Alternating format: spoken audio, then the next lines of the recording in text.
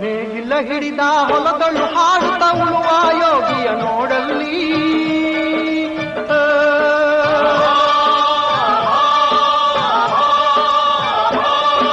ನೇಗಿಲ ಹಿಡಿದ ಹೊಲದಳು ಹಾಡುತ್ತ ಉಳುವ ಯೋಗಿಯ ನೋಡಲ್ಲಿ,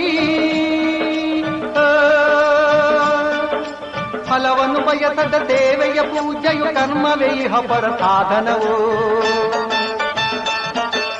ಕಷ್ಟದೊಳನ್ನವ ದುಡಿವನ ತ್ಯಾಗಿ ಸೃಷ್ಟಿ ನಿಯಮದೊಳಗವನೇ ಹೋಗಿ,